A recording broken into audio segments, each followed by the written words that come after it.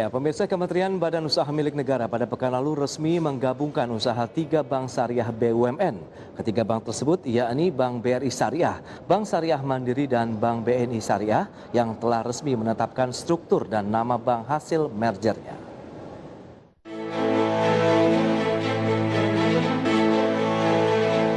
Langkah merger 3 bank syariah milik perusahaan badan usaha milik negara atau BUMN secara resmi telah terbentuk.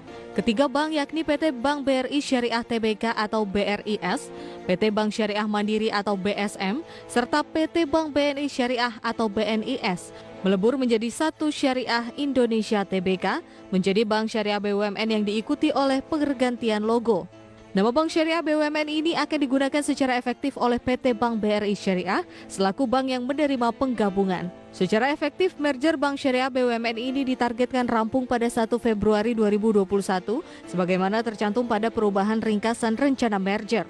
Ketua Project Management Office Integrasi dan Peningkatan Nilai Bank Syariah BUMN Heri Gunardi memastikan segala rencana perubahan dan penyesuaian operasional telah sesuai dengan tujuan dan kegiatan operasional bank hasil merger.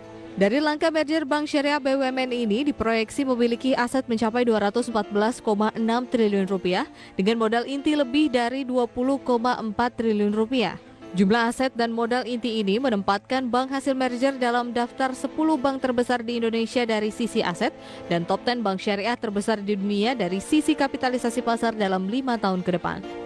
Dari Jakarta, Tim Liputan IDX Channel.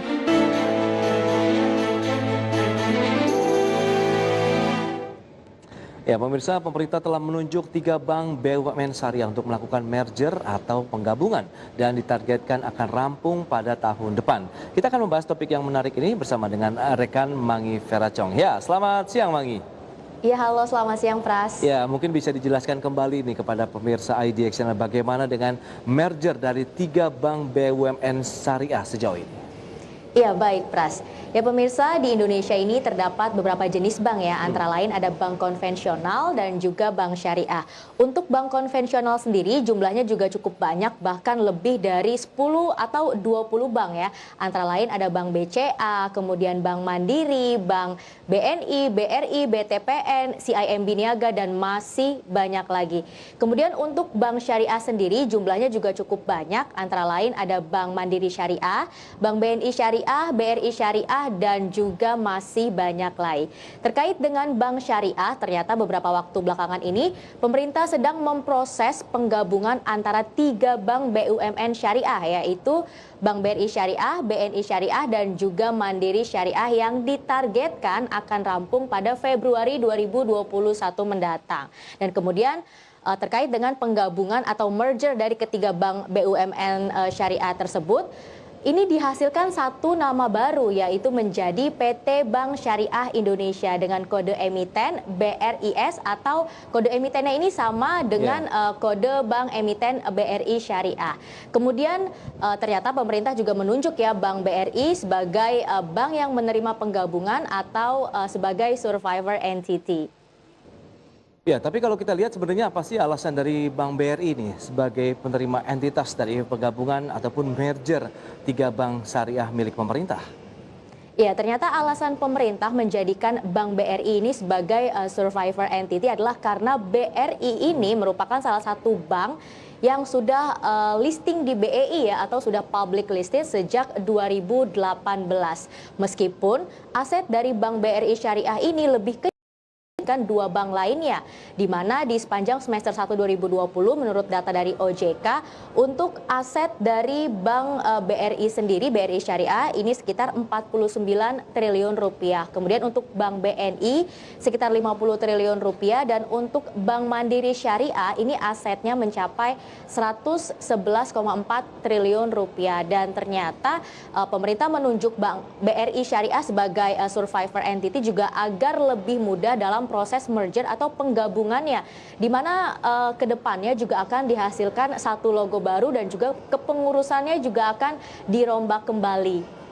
Oke, seperti kita tahu efektivitas dari merger ini juga akan berlaku di bulan Februari tahun depan begitu ya Mangi. Dan kalau kita lihat bagaimana dengan perubahan susunan kepengurusan seperti yang Mangi katakan tadi begitu, berarti kan ada perubahan nih dari adanya penggabungan atau merger dari 3 bank syariah ini.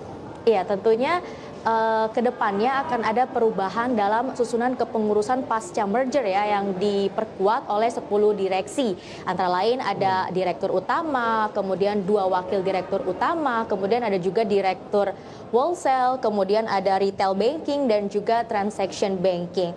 Kemudian sebenarnya tujuan dari mergernya 3 bank BUMN syariah ini adalah untuk membentuk ekosistem halal, kemudian juga mendukung perkembangan ekonomi syariah dan ditargetkan ke depannya Indonesia ini bisa menjadi pusat sebagai ekonomi syariah terbesar di dunia. Dan sebenarnya jika kita bicara tujuan dari mergernya 3 bank BUMN syariah ini banyak sekali ya Pras ya. Betul, betul. Karena kita tahu memang tujuan utamanya adalah bagaimana Indonesia memiliki bank syariah yang solid dan besar, begitu dari sisi kapitalisasi pasarnya, kemudian dari sisi pendanaan ataupun permodalan yang dimiliki. Sehingga ini sesuai juga dengan keinginan pemerintah menjadikan Indonesia ini sebagai salah satu juga negara tujuan dari perkembangan ekonomi syariah dan juga keuangan syariah, tidak hanya Indonesia, tapi kelasnya sampai dengan dunia, begitu. Jadi kalau kita lihat dari tujuan dari merger 3 bank syariah BUMN ini cukup banyak memang. Dari sisi retail saja kita bisa melihat menjadi salah satu alternatif mungkin ini pembiayaan ya bagi masyarakat yang ingin mungkin melakukan pergi haji ataupun kegiatan-kegiatan usahanya lain begitu. Tapi ini adalah bank yang menerapkan prinsip-prinsip syariah begitu yang berdasarkan agama Islam begitu Mangi. Sementara dari sisi UMKM juga bisa menjadi pilihan yang menarik, terutama karena kita tahu Indonesia juga menjadi salah satu negara yang memiliki populasi umat muslim terbesar di dunia. Sehingga diharapkan dengan adanya merger ini pilihan masyarakat akan terkonsentrasi begitu, terpusat menjadi salah satu bank yang terbesar di Indonesia, dan nextnya juga diharapkan akan masuk dalam 10 bank syariah terbesar di dunia Mangi. Jadi memang banyak sekali tujuan-tujuan dan juga manfaat yang bisa dirasakan oleh masyarakat nantinya. Iya, bahkan diproyeksikan ke depannya total aset ya dari penggabungan atau merger 3 bank BUMN syariah ini melebihi 200 triliun rupiah. Kemudian modal intinya juga diproyeksikan lebih dari 20 triliun rupiah yang menjadikan Bank Syariah Indonesia ini masuk ke dalam bank kategori buku 3. Oke, karena memang menjadi salah satu tujuan dengan adanya penggabungan ini berarti ada penggabungan aset, kemudian permodalan yang dimiliki, sehingga masuk dalam bank buku 3 ini menjadi salah satu langkah yang tepat bagi 3. Nextnya bagaimana pemerintah meningkatkan lagi kapasitas dari Bank Syariah Indonesia ini untuk melaju lagi ke bank buku 4 begitu. Tapi kalau kita lihat, adakah tujuan lain begitu yang ini menjadi satu hal yang perlu dicermati juga nih untuk masyarakat dari mergernya 3 bank syariah BUMN ini? Ya, tentunya tujuan lainnya adalah lebih memudahkan atau terjadinya efisiensi ya, baik dalam penggalangan dana, kemudian dalam biaya operasional dan juga dalam pembiayaan kepada para nasabah. Kemudian dalam sektor korporasi dan juga wholesale, kedepannya diproyeksikan Bank Syariah Indonesia ini akan memiliki kemampuan untuk menggapai ya atau merangkul sektor-sektor industri yang memang selama ini belum terjangkau oleh perbankan syariah. Kemudian kedepannya juga diproyeksikan bisa membiayai proyek infrastruktur pemerintah, di mana di sepanjang 2020 ini pemerintah sendiri menargetkan untuk investasi bagi kawasan industri halal Indonesia jumlahnya sekitar 6,4 triliun rupiah. Kemudian juga bisa menyasar investor global ya dengan produk-produk ekonomi syariah tentunya yang kompetitif dan juga inovatif. Betul, memang harus dilibatkan juga ini oleh pemerintah dalam proses pembangunan di Indonesia, sehingga nanti keberadaan bank ini pun juga akan lebih tepat begitu, dalam artian mereka bisa merasakan langsung begitu bagaimana proyek-proyek pemerintah yang biasanya melibatkan dari bank-bank lain begitu konvensional, dalam artian bank himbara, juga bisa melibatkan bank yang berbasis syariah seperti adanya merger 3 bank BUMN ini. Jadi diharapkan ini menjadi salah satu pundi-pundi juga nih untuk penerimaan dan meningkatkan likuiditas bank syariah ke depan, paling tidak di tahun 2021 mendatang begitu. Mangi, tapi dari sisi potensi nih, kalau kita lihat bagaimana peluang seperti apa yang akhirnya bisa didapatkan oleh 3 bank tersebut setelah merger?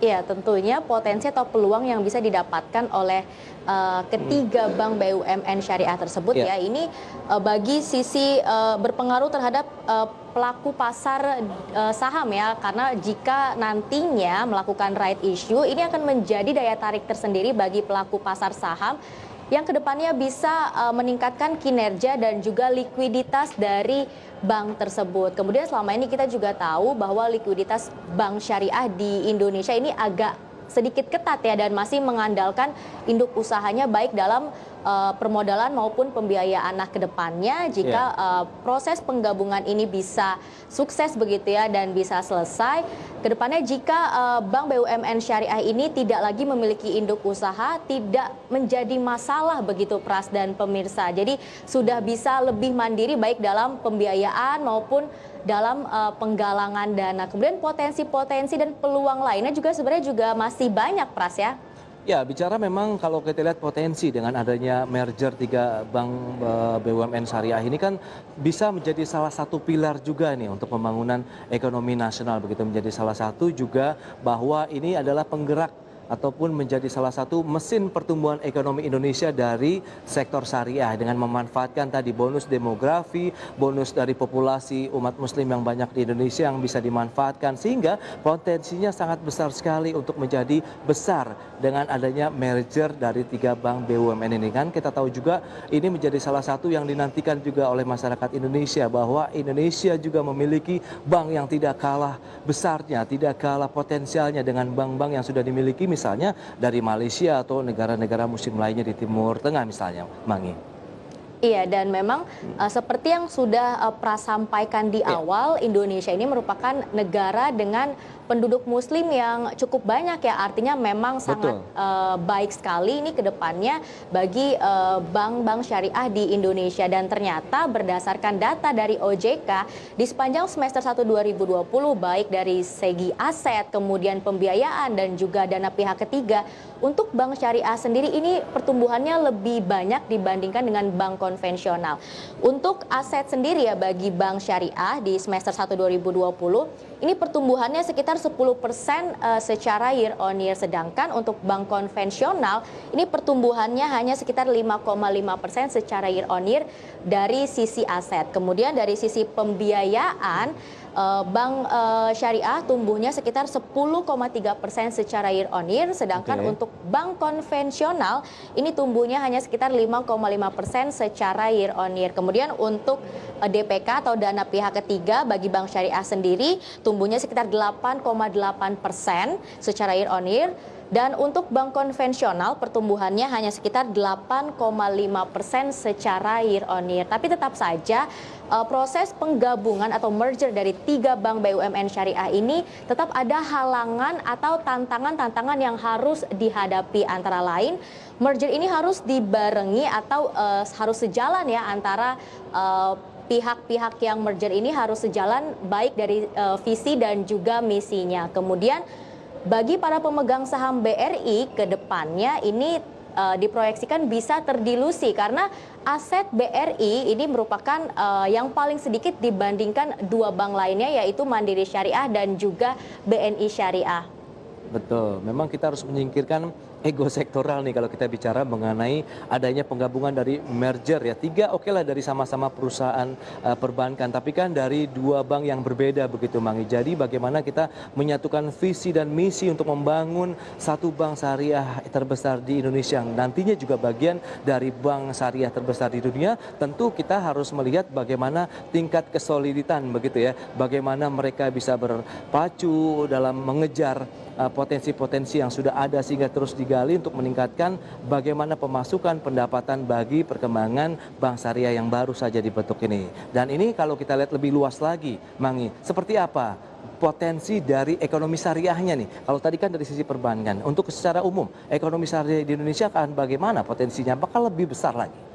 Ya, ternyata menurut data dari The State Global Islamic Economy 2020, untuk Indonesia sekarang berada di posisi keempat bagi ekonomi syariah terbesar di dunia, di mana di posisi ketiga ini ada Malaysia, posisi kedua ada Arab Saudi, dan di posisi pertama ini ada Uni Emirat Arab. Dan ternyata 4 tahun lalu posisi Indonesia ini berada di posisi 11, dan tahun ini naik ya di posisi keempat setelah Malaysia, Arab Saudi dan juga Uni Emirat Arab. Kemudian Di 2019 ternyata industri makanan minuman halal di Indonesia ini mencapai sekitar 144 miliar dolar Amerika dan untuk aset keuangan syariah di tahun 2019 ya bagi Indonesia ini sekitar 99,2 miliar dolar Amerika. Itu dia. Berarti memang potensinya sangat luar biasa sekali. Apalagi memang benar apabila Indonesia nantinya akan menjadi pusat perkembangan ekonomi syariah, kemudian pusat keuangan syariah dunia, sehingga potensi-potensi yang tadi sudah ada ini tinggal memetik hasilnya saja. Dan bagaimana kesiapan dari sumber daya manusia, sistem dari perbankan syariah di Indonesia yang sudah solid, tentu tinggal bagaimana melanjutkan saja begitu. Bagaimana tren yang sudah ada, perkembangannya di dunia. Kita tahu ekonomi syariah juga tidak hanya di Indonesia, bahkan Eropa, Inggris, dan negara-negara lainnya pun sudah ada yang mencoba nih untuk menerapkan prinsip-prinsip syariah dalam sektor keuangan mereka begitu, Mangi. Jadi potensinya sangat luar biasa sekali, tidak hanya di Indonesia bahkan dunia ya untuk perkembangan ekonomi syariah. Baik, Iya, Mangi. Bang. Terima kasih banyak ini atas laporan dan data-data yang sudah disampaikan. Semoga ini bisa menjadi salah satu perhatian dan juga bagaimana melihat potensi yang besar ya. Tidak hanya ekonomi konvensional saja yang bisa berkembang di Indonesia, tapi ekonomi syariah pun juga bisa berkembang dengan sangat pesat di Indonesia. Betul. Terima kasih, Mangi. Terima kasih, Pras. Ya, pemirsa jangan beranjak dari tempat Anda karena di segmen berikutnya kami akan hadirkan informasi bagaimana dengan perkembangan emiten-emiten syariah di Indonesia. Sesaat lagi.